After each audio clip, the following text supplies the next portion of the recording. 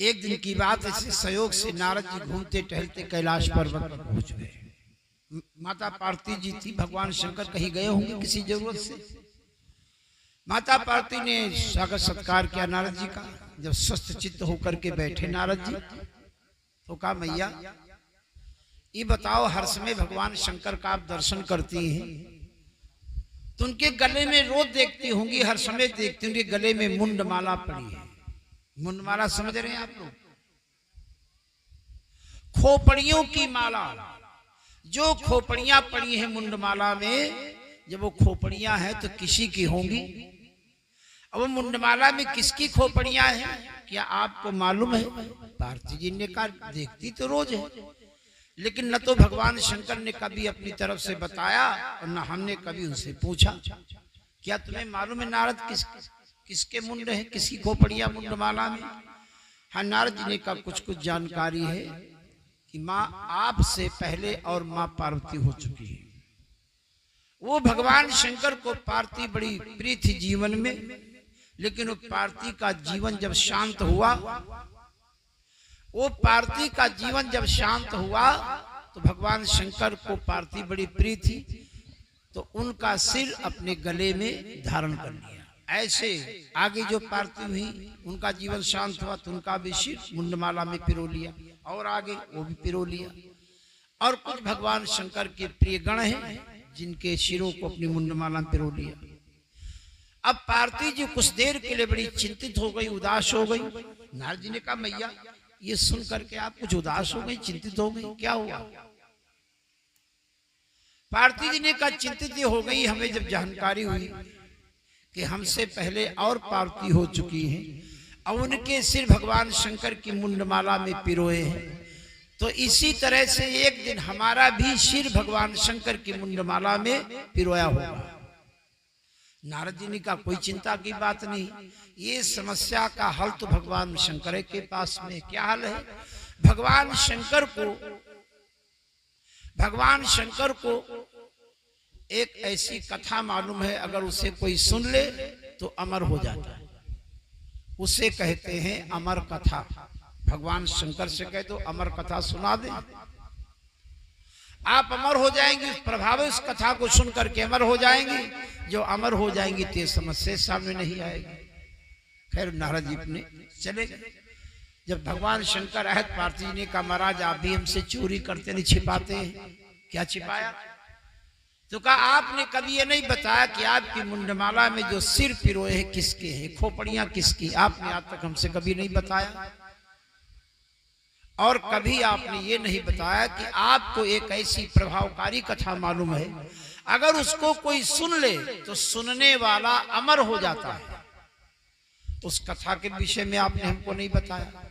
अमर कथा के विषय में भगवान शंकर हंसे और कहा, हमको लग रहा है कि इधर कहीं नारद का चक्कर लग गया है। हाँ महाराज, नारद जी ने बताया है।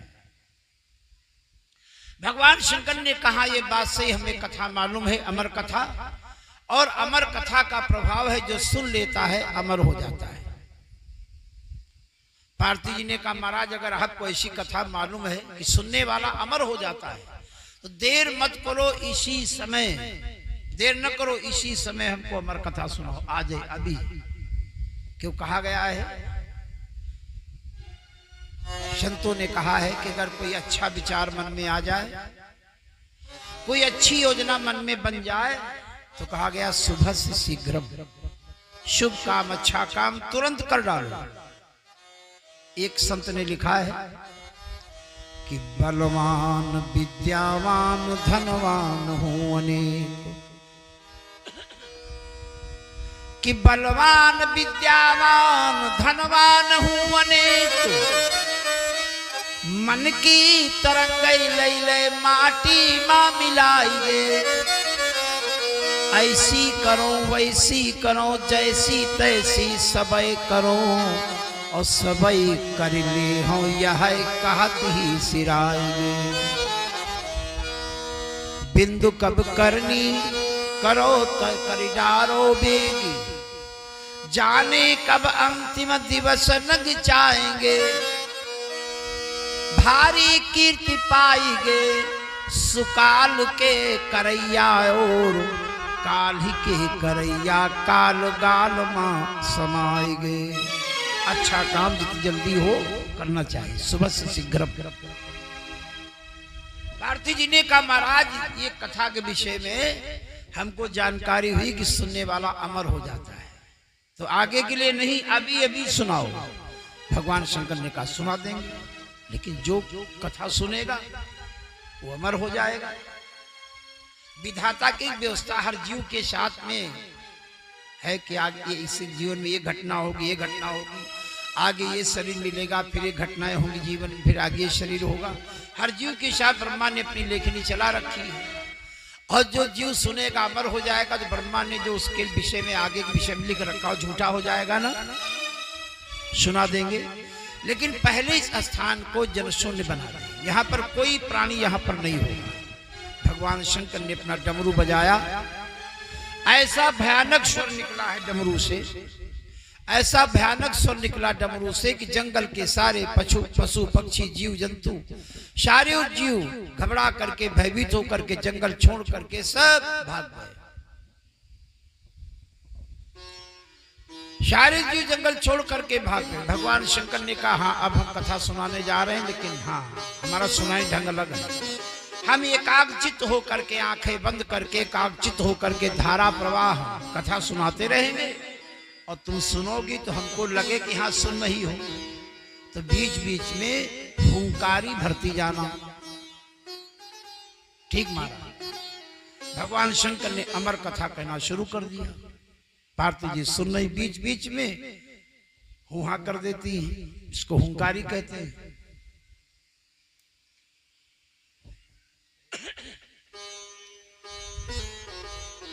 सुनते सुनते पार्वती जी को नींद आ गई, सुनते सुनते इनको निद्रा आ गई। अब जब सारे जंगल के जीव जंगल छोड़ करके भाग रहे थे पशु पक्षी, तो जहां जिस पेड़ के नीचे कथा हो रही उसी पेड़ के खोखले में एक सुकी का अंडा टूटा था। अंडा जब टूटता है और जो उसमें बच्चा है उसके पर नहीं होते, पंख नहीं होते, इस हालत में बच्चा था सुकी का। और उसी समय भगवान शंकर ने डमरू बजाया तो सारे जीव तो उड़ चले, उसके माँ बाप भी उड़ गए, सारे पक्षी उड़ गए, वो भी उड़ गए माँ बाप भी। लेकिन उस सुकी का बच्चा वही पेड़ के खोखले में बैठा था। इस दिव्य कथा हो रही है, पार्वती जी सुन रही है, वही पेड़ के खोखले में बैठा उस सुकी का बच्चा भी और दिव्य कथा अमर कथा सुन रहा है। पार्वती जी सो गई, कथा सुनते सुनते सो गई। तो सुकी के बच्चे ने सोचा ऐसी दिव्य कथा, ऐसी प्रभावकारी कथा, और जब सुनाने वाला देखेगा कि सुनने वाला सो गया तो कथा बंद कर देंगे, जो हमको लाभ मिल रहा था उस लाभ से हम वंचित हो जाएंगे।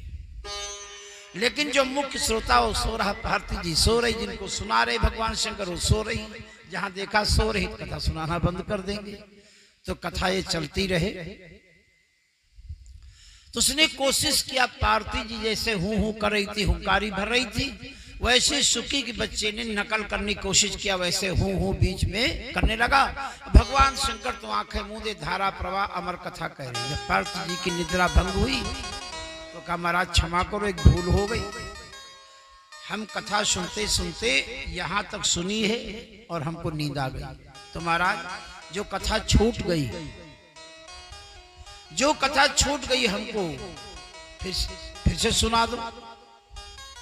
भगवान शंकर ने कहा तुमने सारी कथा सुनी, उसका प्रमाण यह है कि तुम हुंकारी भर रही थी, वही तुम्हारी हुंकारी के सहारे हम कथा कह रहे थे।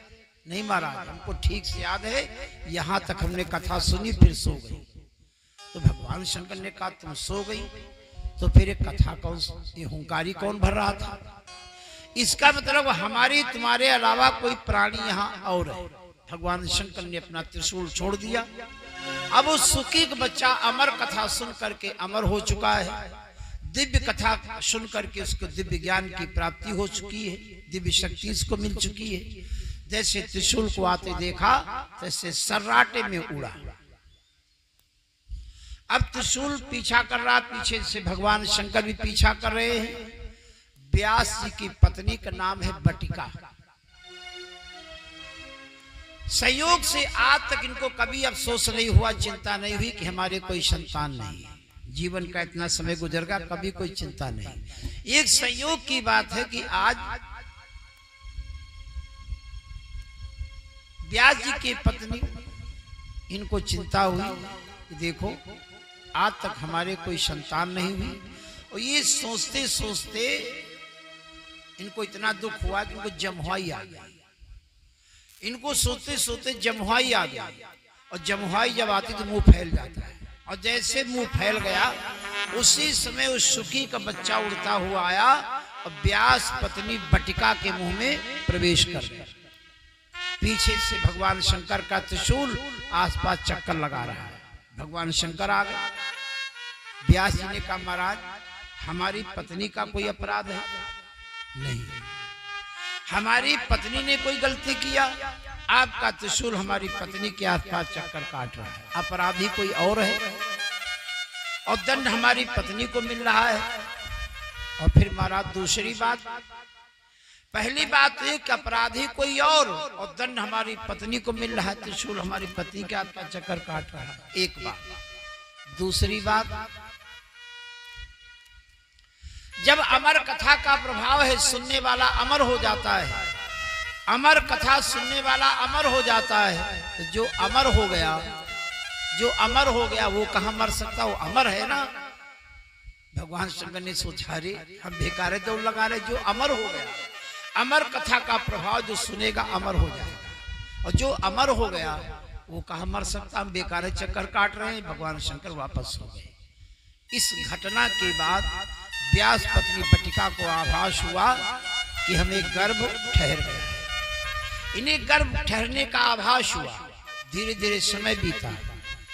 एक प्रकृति की व्यवस्था है, हर प्राणी के लिए अलग अलग, हर प्राणी के लिए अलग अलग है।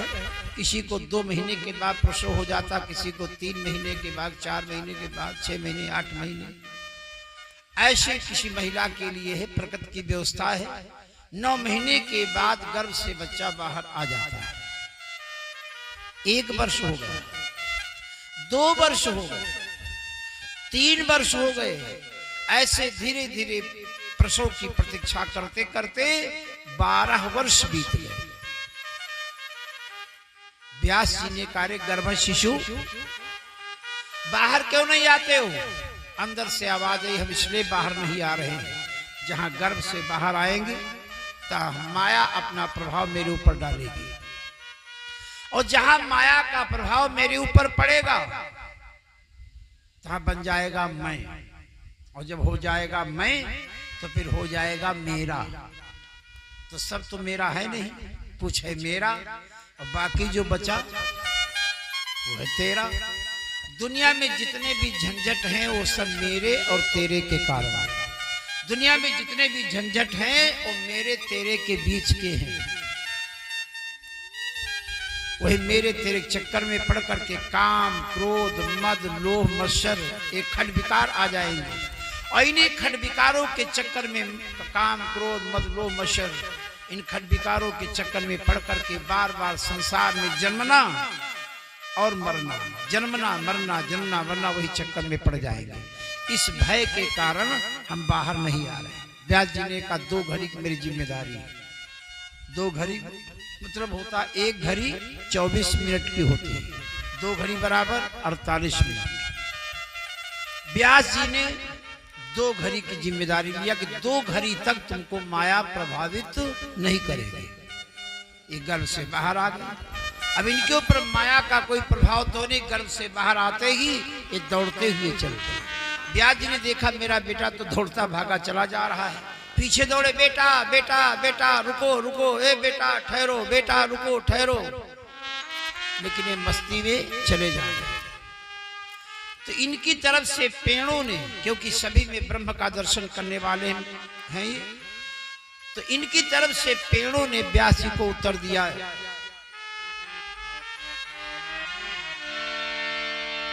कि पेड़ों पर जो पत्थर मारे, पेड़ों पर जो पत्थर मारे बदले में फल को देता है।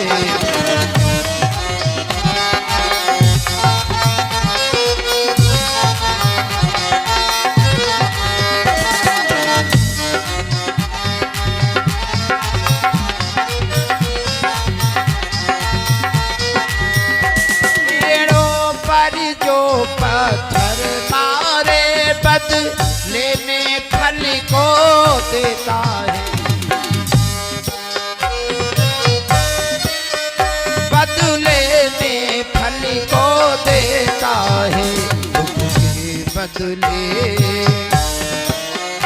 दुख के बदले सुख देता है, सच्चा वैष्णव होता है।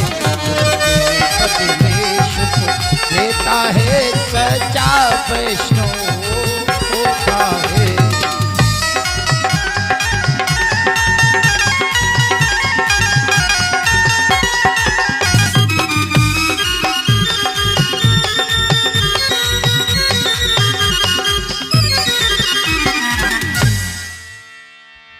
पेड़ों ने कहा महाराज हमारे ऊपर लोग पत्थर मारते हैं, लेकिन हम क्या करते हैं, पत्थर वालों के साथ क्या बर्ताव करते हैं, अपनी प्रिय संतान पत्थर मारने वालों को दे देते हैं। हमारे ऊपर लोग पत्थर मार करके चोट करते हैं, पत्थर मारते हैं। और पेड़ों ने कहा हम क्या करते, पत्थर मारने वालों के साथ अपनी प्रिय संतान उनको सौंप देते। पेड़ों की संतान कौन है, फल। व्यास जी के ऊपर इसका कोई प्रभाव नहीं पड़ा। नहीं, उनका कहने का मतलब था कि आपका बेटा संसार के कल्याण के लिए, लोक कल्याण के लिए जा रहा है, लोक कल्याण के लिए जा रहा है, संसार के भले के लिए जा रहा है, कल्याण के लिए जा रहा है, लेकिन कोई प्रभाव नहीं पड़ा। आगे बढ़े तो एक सरोवर पर महिलाएं स्नान करें, ये सुखदेव जी निकले चले गए। निसंकोच स्त्रियां जैसे स्नान कर रही थी, निसंकोच स्नान करती रही। लेकिन पीछे से जब ब्याज बूढ़े बाबा ब्याज जी को देखा तो सारी महिलाएं लज्जा की मारी खड़ी हो गई। उन महिलाओं ने कहा, उन महिलाओं से ब्याज जी ने कहा, देवियों बताओ, हमारा नौजवान 12 वर्ष का बेटा, मेरा नौजवान बेटा निकल गया, तुमको लज्जा नहीं लगी? और हम बूढ़े बाबा निकले तब तुमको लज्जा लगी? उन महिलाओं ने कहा, महाराज आप में और आपके बेटे सुखदेव में बड़ा अंतर है। आप है हंस, आप जो देखते हो आपकी दृष्टि ये है कि स्त्री है, ये पुरुष है, ये चींटी हाथी है, दोस्त है दुश्मन है, अपना है गैर है। आपकी दृष्टि ये है। आप है हंस और ये है परमहंस। ये सभी में ब्रह्म का दर्शन करते हैं। चींटी हाथी स्त्री पुरुष जो भी कोई है, ये सभी में ब्रह्म का दर्शन, ब्रह्म को देखते हैं। और आपके चींटी हाथी है, अपना है गैर है, दोस्त है दुश्मन है, बच्चा है महिला है पुरुष है। आपकी दृष्टि है, आप है हंस और ये है परमहंस। फिर भी बोध नहीं हुआ व्यास जी को। पीछे लगे बेटा बेटा कहते पुकारते जा रहे हैं। एक जंगल में शाम हो गई तो व्यास जी सुखदेव जी एक पेड़ की डाल पर उछल करके बैठ गए। पीछे से व्यास जी आए, उसे पेड़ पर एक डाल पर भी बैठ गए। सुखदेव जी ने सोचा ये ऐसे पीछा नहीं छोड़ने वाले, ये ऐसे पीछा नहीं छोड़ने वाले। तो कहा पिताजी एक हमारे प्रश्न का उत्तर दोगे? हाँ बेटा बताओ। एक नहीं सैकड़ों प्रश्नों का उत्तर देंगे। कहा हमारा जो प्रश्न है एक काल्पनिक कथानक के माध्यम से, एक झूठी गढ़ी हुई कहानी है। ये सत्य घटना नहीं, ये झूठी गढ़ी हुई कहानी है। और उस झूठी कहानी के माध्यम से एक प्रश्न तैयार होता, उसका आपको उत्तर देना है। वो कहानी इस तरह से है। एक राजा था, उसके 365 रानियां हैं। अब 365 रानियों में रोज झगड़ा होता कि हम सेवा करेंगे, हम सेवा करेंगे, हम हमारा पति हम सेवा करेंगे, हम सेवा करेंगे। आपस में झगड़ा होता, हम सेवा करेंगे, हम सेवा करेंगे, हम सेवा करेंगे। अब राजा बड़े परेशान, एक व्यक्ति और 365 महिलाएं उसको खींच रही कि हमारा पति, हमारा पति, हमारा पति, हम सेवा करेंगे, हम सेवा करेंगे। और ये झंझट रोज होता है, ये झंझट रोज होता है। तो राजा ने सोचा बड़ी मुश्किल है, तो इन्होंने एक विचार मन में आया और अपनी रानियों की एक लिस्ट बनाई, 365 सारी रानियों की, 365 रानियों की लिस्ट बनाई और कैलेंडर उठाया और अगली तारीख के हिसाब से ये महीना, ये तारीख इस रानी के सामने लिख दिया। अगली के आगे अगली तारीख, अगली तारीख, अगली तारीख, ऐसे पूरे साल भर का कैलेंडर बना दिया। और हर रानी के लिए साल में एक दिन निश्चित हो गया, 365 रानियां, 365 दिन। एक एक कॉपी उसकी हर रानी दे दी गई कि साल में ये दिन तुमको मिला है राजा की सेवा करने के लिए। एक रानी को एक दिन साल भर में राजा की सेवा करने के लिए, यही क्रम चल रहा था। जिस दिन सबसे छोटी रानी का अवसर है, जिस दिन सबसे छोटी रानी का अवसर है, संयोग से राजा आज चले गए शिकार खेलने के लिए।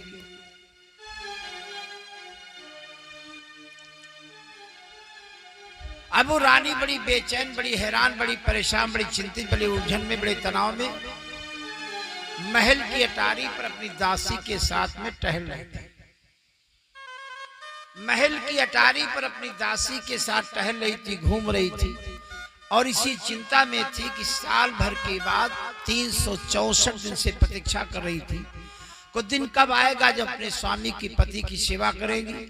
आज वो दिन आया तो हमारे स्वामी चले गए शिकार के लिए, हमारे स्वामी चले गए शिकार के लिए। बड़ी बेचैन, परेशान, चिंतित, उलझन में, तनाव में महल की अटारी पर अपनी दासी के साथ टहल रही थी, घूम रही थी।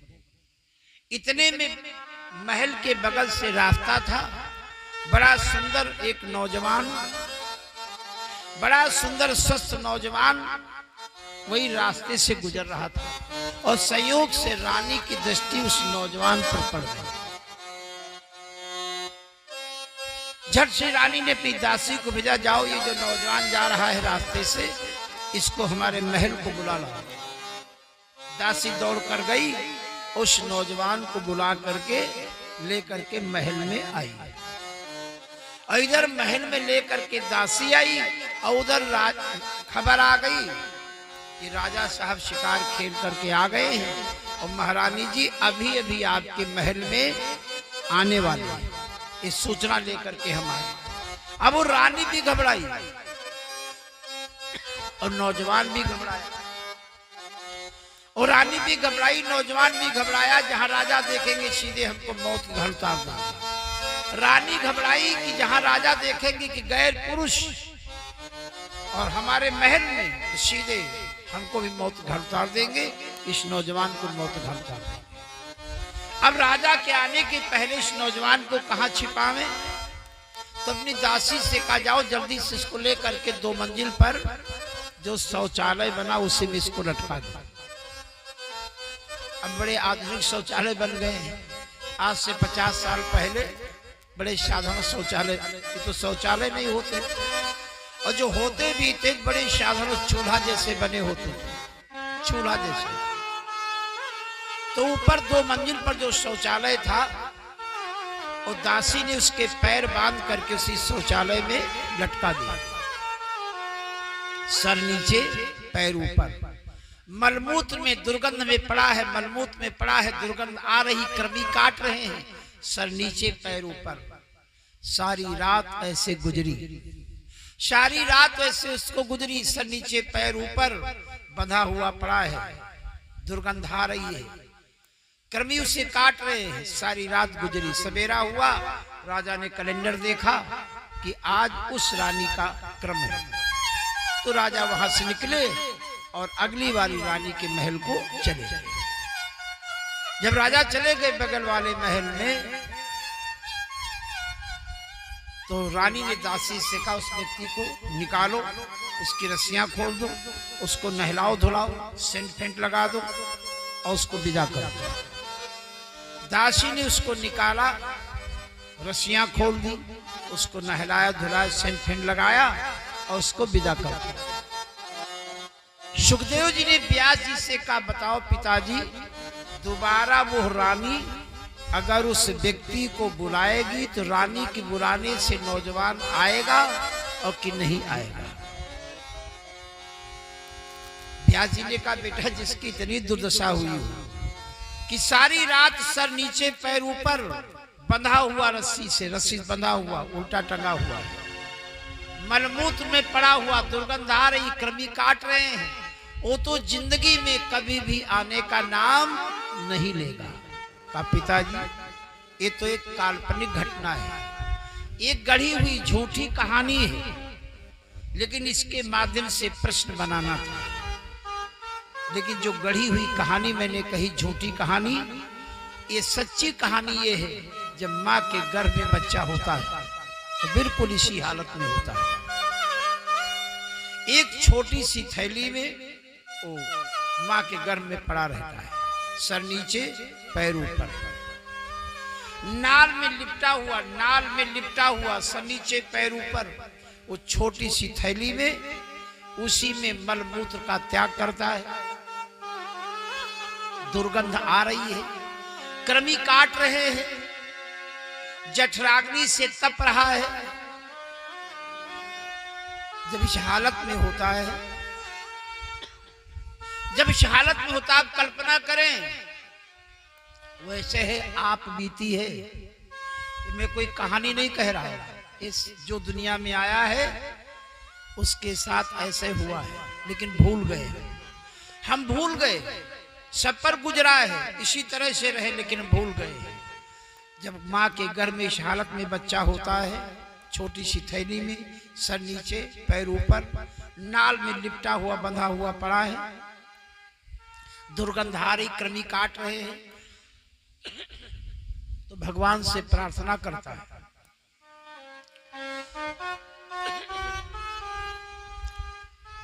प्रभु इस गर्भ की भीषण यंत्रणा से, इस गर्भ की भीषण यंत्रणा से और कब बाहर नाथ निकालिएगा? इस गर्भ की भीषण यंत्रणा से कब बाहर नाथ निकालिएगा? बहुसंख्यक जीव हैं काट रहे, मैं अशक्त हूँ, हाय संभालिएगा। कि विमलेश दशा कुछ शेष नहीं, विमलेश दशा कुछ शेष नहीं, मुझ पे अब रोशन डालिएगा। जग के प्रतिपालक प्रार्थना है, प्रभु पालिएगा, प्रभु पालिएगा। प्रभु बड़ा कष्ट हो रहा है, अब की बार मुझे गर्भ से मुक्त कर दो। हम वचन देते हैं, प्रतिज्ञा करते हैं, क्या कि अब की बार मुझे गर्भ से मुक्त कर दो। हम आपको वचन देते हैं कि अब की यदि जन्म मिला जग में, अब की यदि जन्म मिला जग में, तब तो नहीं पाप कमाऊंगा मैं। कि अब की यदि जन्म मिला जग में, अब की यदि जन्म मिला जग में, तब तो नहीं पाप कमाऊंगा मैं। जग के सब छोड़ प्रपंच प्रभो, तब भक्ति में ध्यान लगाऊंगा मैं। विमलेशन राग करूंगा कभी, विमलेशन राग करूंगा कभी, प्रभु प्रेम ही में रंग जाऊंगा मैं। दुखदायनी गर्भ की कोठरी में, दुखदायिनी गर्भ की कोठरी में, कभी भूल के भी नहीं आऊंगा मैं।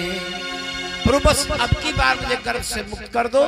हम आपको वचन देते हैं, हम आपको वचन देते हैं, बस अब की बार गर्भ से मुक्त कर दो। बस आपकी भक्ति करेंगे, आपका नाम लेंगे, दुनियादारी में नहीं पड़ेंगे, बस आपका भजन करेंगे। क्यों? कि दोबारा अब आगे किसी माँ के गर्भ में हमको आना न पड़े।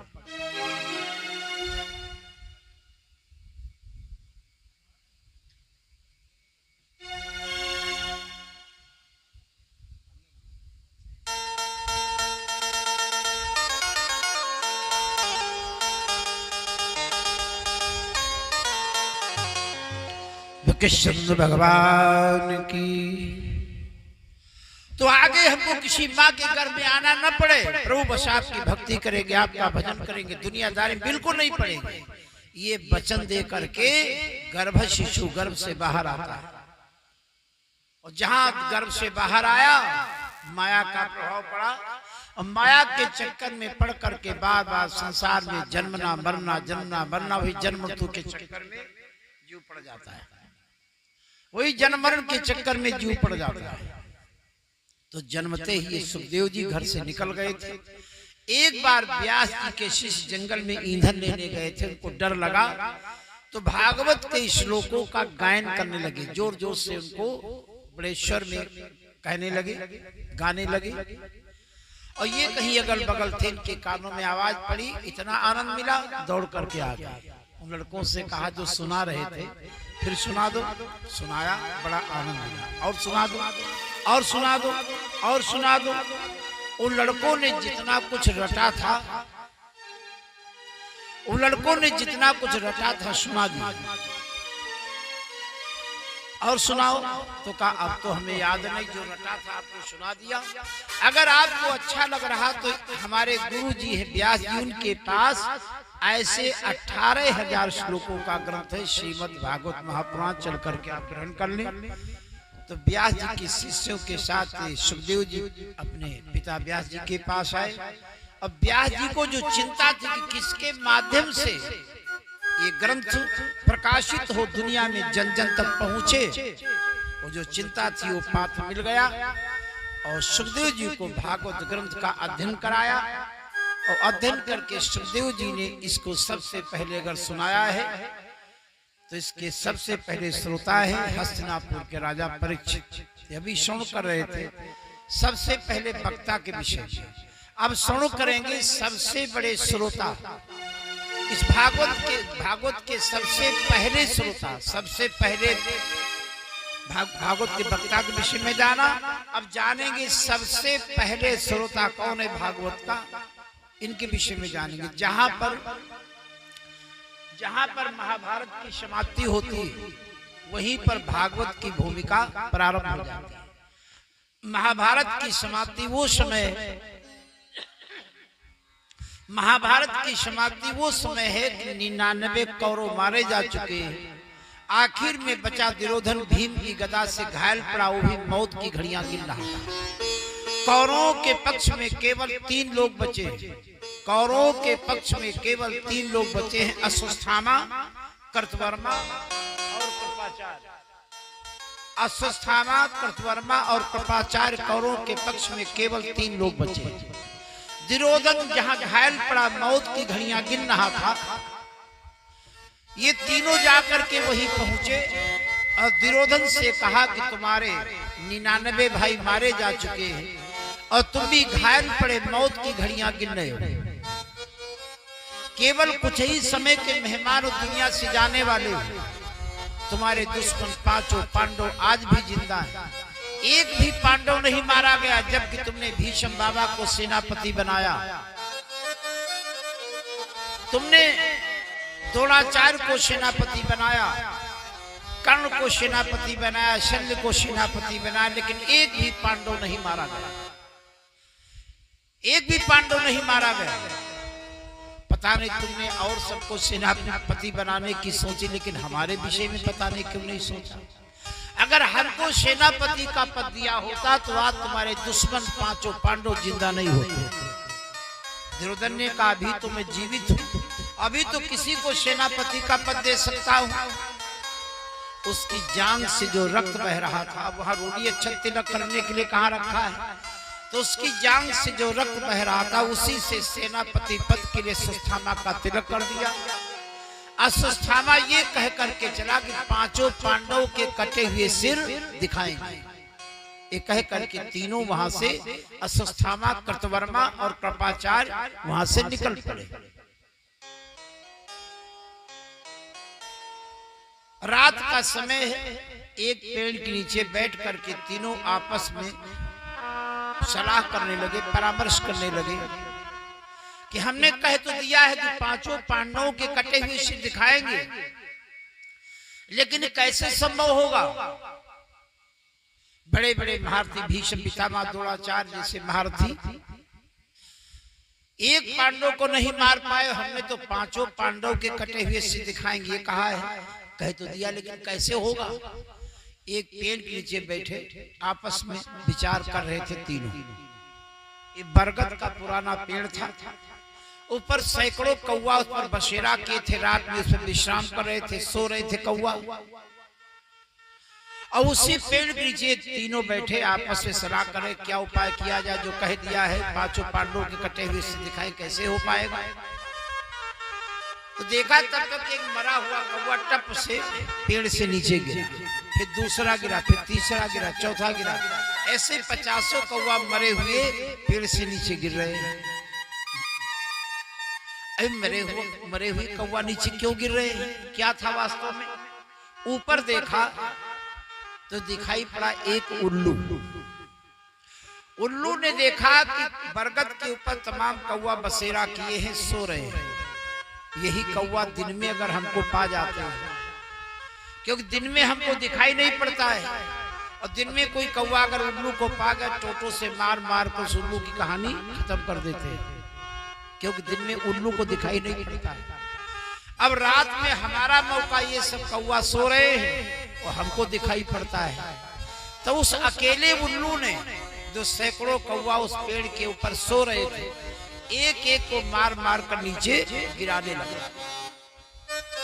वही अश्वत्थामा, कृतवर्मा, कृपाचार्य वही पेड़ के नीचे बैठे आपस में परामर्श कर रहे थे कि ये कैसे हो पाएगा। हमने कह दिया पांचों पांडव कटे हुए से दिखाइए, कैसे हो पाएगा। जब उल्लू और कौवा की कहानी देखी तो पक्षियों में सबसे बुद्धिहीन कौन होता है। पक्षियों में सबसे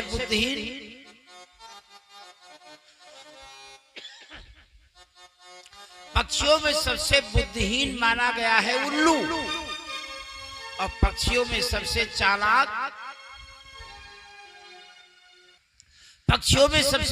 कौन कहा जाता है। पक्षियों में सबसे चालाक कौन होता है,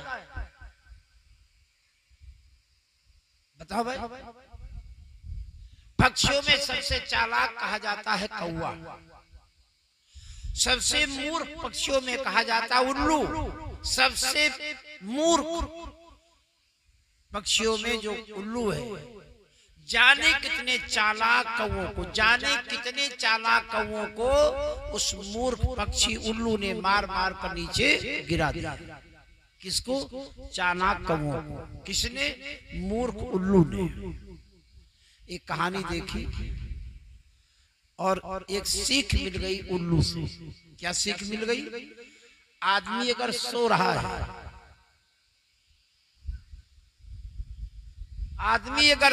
है, कितना भी शक्तिशाली हो, बलशाली हो, ताकतवर हो, बुद्धिमान हो, चतुर हो, होशियार हो, चालाक हो, उसकी चालाकी, चतुराई, बुद्धिमानी, शक्ति, बल उसका सोने पर काम आएगा।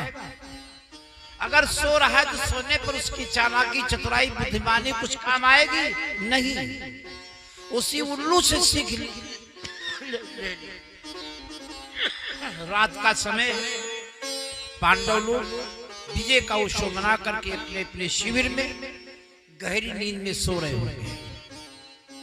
द्वार पर कोई साधारण पहरेदार सिपाही खड़ा होगा, उसको मौत के घर उतार देंगे, अंदर प्रवेश कर जाएंगे और सोते हुए पांडवों के सिर काट करके और जा करके दुर्योधन को दिखाएंगे। सोते हुए पांडवों के सिर काट कर दुर्योधन को जाकर दिखाएंगे। योजना बनाकर ये तीनों अश्वत्थामा, कृतवर्मा, कृपाचार्य पांडवों के शिविर यानी कैंप जहां लगा हुआ था सेना का, वहां के लिए चल जाए। इधर भगवान कृष्ण मेरी जाने तेरी जाने तन की जाने मन की जाने सब की जाने, वो तू जानते आगे क्या होने वाला है। तो भगवान कृष्ण ने जाकर के पांडवों को अचानक जगाया और कहा बहुत जरूरी काम है, चलो हमारे साथ शिविर से बाहर चलना, जरूरी काम, चलो शिविर से बाहर चलना है। पांडवों को जगा करके बहाने से भगवान के शिविर से बाहर जाने लगे। तो भगवान शंकर से निवेदन किया कि महाराज आज शिविर के द्वार की रक्षा का भार आप संभालो। आज शिविर के द्वार की रक्षा का भार भगवान शंकर को सौंप दिया और भगवान कृष्ण पांडवों को लेकर के शिविर से दूर कहीं निकल गए। जब अश्वत्थामा योजना बना करके चला था कि अब वहां शिविर के द्वार पर कोई साधारण सिपाही पहरेदारी में खड़ा होगा, उसको मौत के घर उतार देंगे और फिर सोते हुए पांडवों के सिर काट करके दुर्योधन को जाकर के दिखा देंगे, बात पूरी हो जाएगी। लेकिन जब द्वार पर पहुंचा तो वहां द्वार पर कोई सामान्य सैनिक नहीं खड़ा था, पहरेदारी में भगवान शंकर खड़े थे। सोचा अब तो मेरी सारी योजनाएं बिगड़ गई, इनसे लड़ करके भिड़ करके तो पा नहीं सकते, तो हमारी सारी योजनाएं बिगड़ गई। लेकिन सोचा ये प्रसन्न बहुत जल्दी हो जाते हैं, चलो अपना काम बनाओ, किसी तरह से इनको प्रसन्न करके अपना काम बना लो। अश्वत्थामा भगवान शंकर को प्रसन्न करने में लग गया।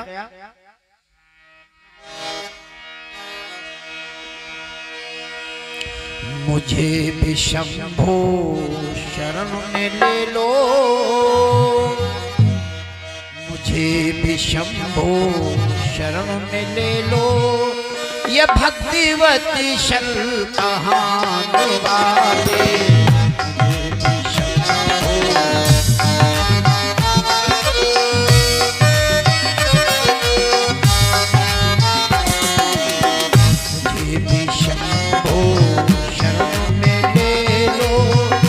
भक्तिवती शल कहाने वाले, मुझे भी शंभो,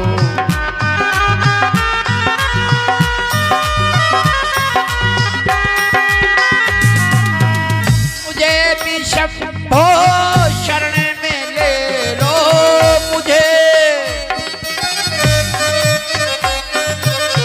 मुझे भी शंभो शरण में ले लो, ये भक्तिवती शल कहाने वाले, मुझे भी शंभो शरण में ले लो, ये भक्तिवती शल कहाने वाले। त्रिपुर को सुरपुर पठाने वाले, त्रिपुर को सुरपुर पठाने, तुम्ही हो डमरू बजाने वाले।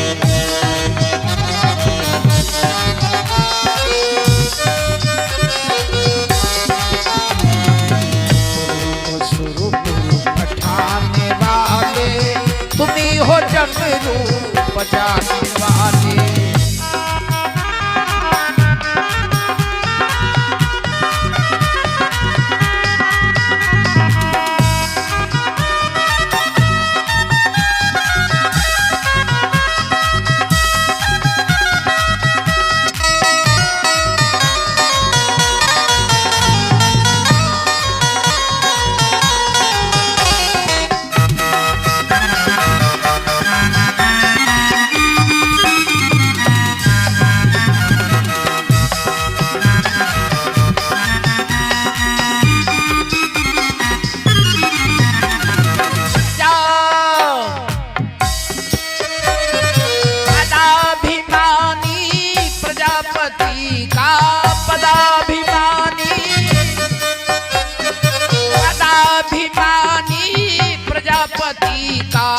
तुम्ही ने जाकर के मधु मिटाया।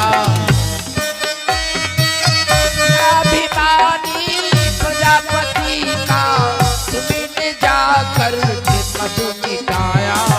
मनुज के सिर पर, मनुज के सिर पर गजेंद्र सिर धर, मनुज के सिर पर गजेंद्र सिर धर, तुम्ही गजानन बनाने वाले। गजानन बनाने वाले।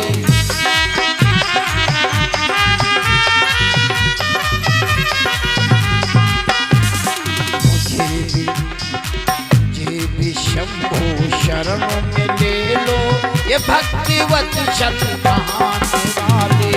त्रिपुर को सुरपुर, त्रिपुर को सुरपुर पठाने वाले, तुम्ही हो डमरू बजाने वाले। तुम्ही हो डमरू बजाने वाले, तुम्ही हो डमरू बजाने वाले।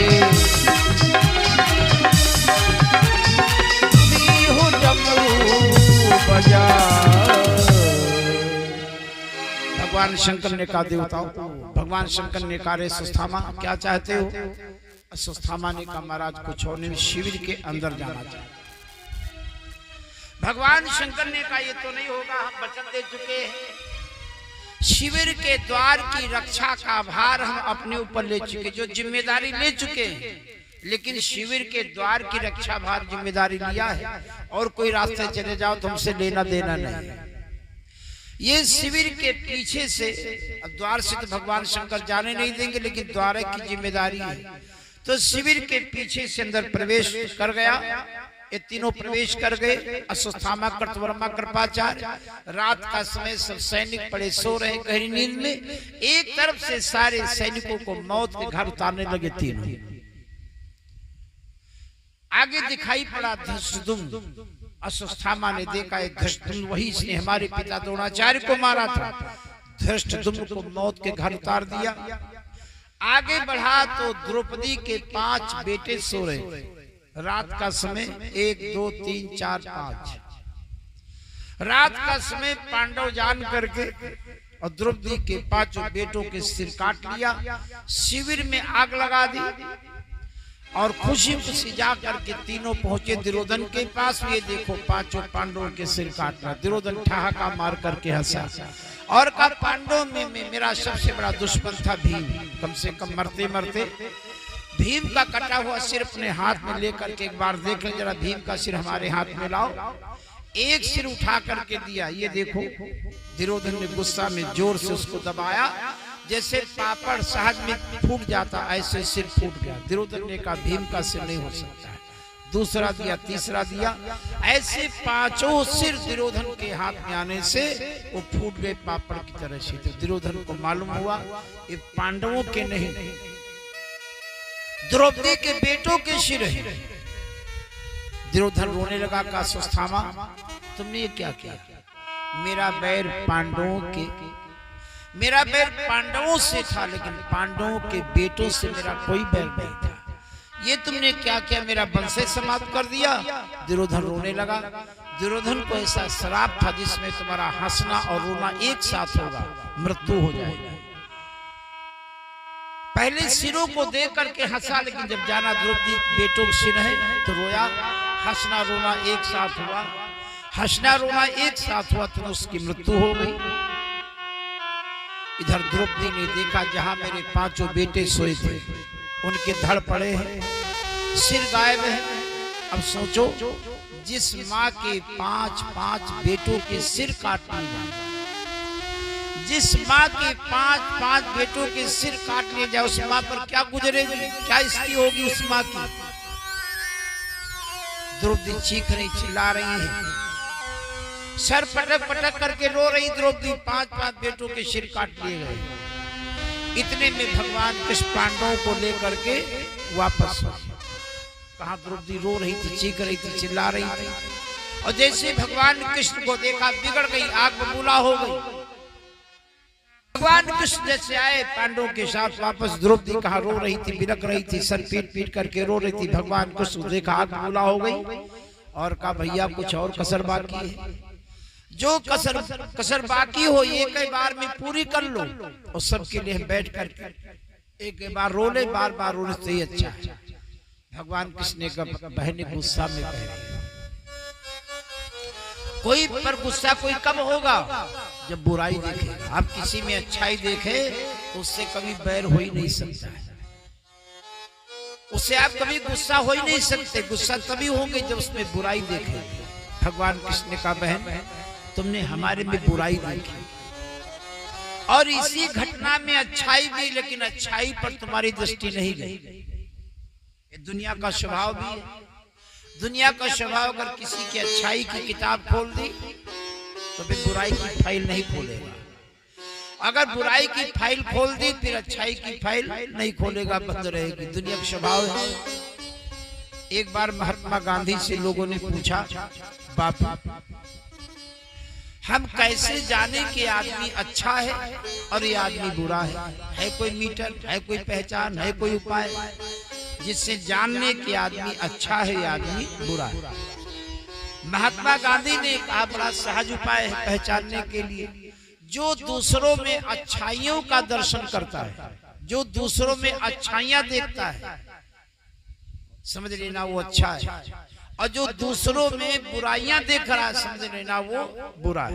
एक महात्मा गांधी की पहचान तो मैं आपको बता रहा था। भगवान कृष्ण का बहन दुनिया की बात, दुनिया का स्वभाव है। इसी घटना में मैंने अच्छाई किया, उस पर तुम्हारी दृष्टि नहीं गई, अब बुराई पर तुम्हारी तुरंत दृष्टि पहुंच गई। सोचो तुम्हारे 5 पतियों को जो सो रहे थे गहरी नींद में, इनको जगा करके निकालने जाते शिविर से बाहर और सोए रहे होते, जैसे सारे सैनिक मारे गए, तुम्हारे बेटे मारे गए, अगर तुम्हारे पति भी सो रहे होते तो भी इसी तरह से मारे जाते। तो इस पर तुमने अच्छाई पर ध्यान नहीं दिया। भीम और अर्जुन ने कहा द्रौपदी तुम रो नहीं, जिस आत्मा यशोत्थामा ने हमारे 5 बेटों की हत्या किया है, उस आत्माई दुष्ट का, उस आत्माई को तुम्हारे सामने लाकर उसका सिर काटेंगे, उसका वध करेंगे। ये आश्वासन दिया, शांत किया, द्रौपदी को समझा, द्रौपदी चिंता न करो, जिसने तुम्हारे 5 बेटों के सिर काटे उस आत्मा यशोत्थामा को लाकर तुम्हारे सामने उसका वध करेंगे। ये कह करके भगवान कृष्ण, भीम, अर्जुन अश्वत्थामा की तलाश में निकल पड़े। ये जानता है कि पांडव मुझे छोड़ेंगे नहीं। ये व्यास जी के आश्रम में छिपा हुआ था। देखा, वो देखो दूर से देखा, वो देखो भीम अर्जुन कृष्ण मेरी तलाश में आ रहे हैं, अब तो घिर जाएंगे, क्या करें, अब तो घिर जाएंगे, क्या करें। उसको कोई उपाय नहीं सूझा, झट से आचमन किया, झट से आचमन किया और अपने पिता के बताए हुए ब्रह्मास्त्र का प्रयोग कर दिया। भगवान कृष्ण ने कहा अर्जुन वो देखो अश्वत्थामा ने ब्रह्मास्त्र का प्रयोग कर दिया। अर्जुन ने कहा हमको भी तो मालूम है। इधर अर्जुन ने झट से आचमन करके और इधर से ब्रह्मास्त्र का प्रयोग कर दिया। दोनों ब्रह्मास्त्र, उधर अश्वत्थामा का, इधर से अर्जुन का ब्रह्मास्त्र, दोनों आपस में बीच में टकरा गए। भगवान कृष्ण ने कहा तो 12 साल का सूखा पड़ जाएगा। दोनों ब्रह्मास्त्रों के टकराने से इतना ताप उत्पन्न होगा कि 12 वर्ष का सूखा पड़ जाएगा। 1-2 साल का अगर सूखा पड़ जाए तो घास फूस, पेड़ पौधे, पशु पक्षी सब प्रभावित हो जाते हैं। हमारी तुम्हारी बात जाने दो। 12 वर्ष का सूखा पड़ेगा, क्या हाल होगा दुनिया में। अश्वत्थामा तो असमर्थ, चाहते हुए भी ब्रह्मास्त्र को वापस नहीं कर सकता। क्यों कि द्रोणाचार्य ने अपने बेटे को केवल ब्रह्मास्त्र का प्रयोग करना बताया, लेकिन वापस करना ये विद्या अपने बेटे को नहीं दिया। क्यों? जैसे तांबे के बर्तन में मट्ठा रख दो, तांबे के बर्तन में मट्ठा रख दो तो बर्तन भी दागदार हो जाएगा, उसमें का मट्ठा भी विषैला हो जाएगा। तांबे के बर्तन में मट्ठा अगर रख दो तो बर्तन भी दागदार हो जाएगा और जो मट्ठा रखा वो विषैला हो जाएगा। कहने का तात्पर्य अगर अपात्र को विद्या आपने दे दिया तो विद्या भी नष्ट हो जाएगी, जिसको विद्या दिया वो भी नष्ट हो जाएगा। अर्जुन को सुपात्र शिष्य जाना, अपने बेटे को पात्र नहीं जाना, सुपात्र नहीं जाना, अपने बेटे को ब्रह्मास्त्र का प्रयोग करना बताया, लेकिन वापस करना ये विद्या अपने बेटे को नहीं दिया। और अर्जुन को सुपात्र शिष्य जान करके, अर्जुन को सुपात्र शिष्य जान करके ब्रह्मास्त्र का प्रयोग करना और वापस करना, दोनों विद्या दिया। अर्जुन ने झट से उसके ब्रह्मास्त्र को वापस कर दिया, अपने ब्रह्मास्त्र को अपनी तरफ वापस कर लिया। इसको पकड़ करके रस्सियों में बांध करके और खींच करके द्रौपदी के सामने ले जाकर खड़ा कर दिया। द्रौपदी के सामने जिसमें लाया गया सिर लटकाए खड़ा था। द्रौपदी ने देखा हमारे गुरु का बेटा है। बार बार अर्जुन तलवार उठा रहे हैं, भीम गदा उठा रहे इसको मारने के लिए। भगवान कृष्ण से कहा भैया बार बार भीम गदा उठा रहे, अर्जुन तलवार उठा रहे इसको मारने के लिए, ये मारा न जाए। भगवान कृष्ण का बहन तुम्हारे अंदर कितनी दया है, अभी भी कुछ देर पहले तुम्हारे 5 बेटों के सिर काट लिया है, 5 बेटों के सिर काट लिया अभी कुछ देर पहले, और उसके लिए तुम कह रही हो न मारा जाए। कितनी तुम्हारे अंदर दया है। कहा भैया इसके मारने से क्या हमारे बेटे वापस हो जाएंगे? नहीं, इसके मारने से मेरे बेटे वापस नहीं होंगे। और जब ये मारा जाएगा, जैसे हम रो रही हैं, इसकी माँ को जब गौतमी को पता लगेगा तो हमारी तरह से वो भी सिर पीट पीट करके रोएगी। हमारा भरण पोषण करने के लिए, हमारा संरक्षण करने के लिए, हमारे 5 पति हमारी देखभाल करने के लिए, तो ये जब मारा जाएगा तो वो माँ का क्या होगा? पति पहले मारा जा चुका, द्रोणाचार्य पहले मारे जा चुके हैं, देखभाल करने वाला एक बेटा है वो भी मार दिया जाएगा, उस माँ पर क्या बीतेगी? ये मारा ना। भगवान कृष्ण का भक्त अंदर कितनी दया है। दयाशीला द्रौपदी ने, दयाशीला द्रौपदी ने कहा इसे छोड़ो पार्थ। दयाशीला द्रौपदी ने कहा इसे छोड़ो पार्थ, गुरु कभी पद से उतारा नहीं जाता है। कि दयाशीला द्रौपदी ने कहा इसे छोड़ो पार्थ, गुरु कभी पद से उतारा नहीं जाता है। भीमसेन बोले अति भीषण गदा को लेके, आतताई दुष्ट क्या सधारा नहीं जाता है। आतताई दुष्ट क्या सधारा नहीं जाता है। गदा को पकड़ के अकड़ घनश्याम बोले, गदा को पकड़ के अकड़ घनश्याम बोले, ब्राह्मणों का प्राणों निकाला नहीं जाता है। विमलेश द्रोणी को मिला है दंड अपमान, जीते जी मरा है किंतु मारा नहीं जाता है। भगवान कृष्ण का मौत होती 2 तरह से। द्रौपदी की भी बात रह जाए, और जो भीम अर्जुन ने कहा है कि आताई का बस तुम्हारे सामने करेंगे तो उनका ही वचन झूठा ना। मौत होती 2 तरह से। एक मौत है शरीर से प्राण निकल गए, एक मौत ये है। और दूसरी मौत ये है जिसका आप सम्मान करते हो, आदर करते हो, जिसकी आप इज्जत करते हो, सम्मानी पुरुष का अपने हाथों से अपमान कर दो, यानी बेइज्जती कर दो। जिसकी आज तक इज्जत करते थे वो अपने हाथों उसकी बेइज्जती कर दो, यानी अपमानित कर दो, तो वो व्यक्ति सम्मानित पुरुष उस अपमान को जब जब याद करेगा समझो उसकी मौत हो गई। अश्वत्थामा के लिए यही मौत ठीक है। अर्जुन को इशारा किया, अर्जुन को इशारा किया, अर्जुन इशारा भगवान कृष्ण का समझ गए, संकेत समझ गए, तलवार से उसके सिर के दाढ़ी मूंछों के बालों को सब घोट दिया। उसके मस्तक में एक जन्मजात मणि थी अश्वत्थामा के, तलवार की नोक से निकाल लिया तलवार की नोक से निकाल लिया, उसको अपमानित करके खदेड़ दिया, भगा दिया, निकाल दिया, चला गया। सोचा इन पांडवों ने हमारा अपमान किया है तो इसका बदला हम जरूर लेंगे। वैसे इनके वंश में कोई और बचा नहीं, लेकिन जो अभिमन्यु मारा जा चुका है, अभिमन्यु की पत्नी उत्तरा, उसके गर्भ में अभिमन्यु का अंश मौजूद है, यानी अभिमन्यु की पत्नी उत्तरा गर्भवती है। अगर उस गर्भ को नष्ट कर दे तो पांडवों के वंश में कोई पानी देने वाला, दिया जलाने वाला, नाम लेने वाला नहीं बचेगा। ये योजना बनाई अश्वत्थामा ने। इधर भगवान को द्वारिकापुरी जाने की तैयारी में काफी समय हो गया। महाभारत युद्ध समाप्त हो गया। युधिष्ठिर को हस्तिनापुर का राजपद मिल गया। अब चले द्वारिकापुरी, काफी समय हो गया है। भगवान को द्वारिकापुरी जाने की तैयारी में इधर अश्वत्थामा ने उत्तरा के गर्भ को नष्ट करने के लिए, पांडवों का वंश निर्मूल करने के लिए ब्रह्मास्त्र का प्रयोग कर दिया। उत्तरा का गर्भ जला जा रहा है। उत्तरा रोती चिल्लाती भगवान कृष्ण के पास दौड़ी दौड़ी आ रही, चिल्ला रही, मामा हमारा गर्भ जला जा रहा, अगर मेरा गर्भ नष्ट हो गया इसी समय से पांडवों का वंश निर्मूल हो जाएगा, वंश समाप्त हो जाएगा। कोई नाम लेने वाला, पानी देने वाला, तर्पण करने वाला कोई कुल में नहीं बचेगा। मामा हम भले नष्ट हो जाए लेकिन मेरे गर्भ की रक्षा करो। भगवान कृष्ण ने अंगुष्ठ के बराबर रूप बना करके उत्तरा के गर्भ में प्रवेश किया।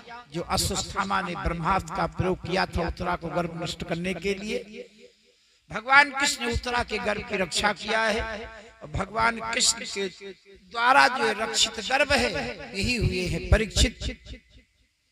यही हुए परीक्षित हस्तिनापुर के राजा, अभिमन्यु के बेटे, अर्जुन के पौत्र, हस्तिनापुर के राजा परीक्षित। कृष्ण भगवान की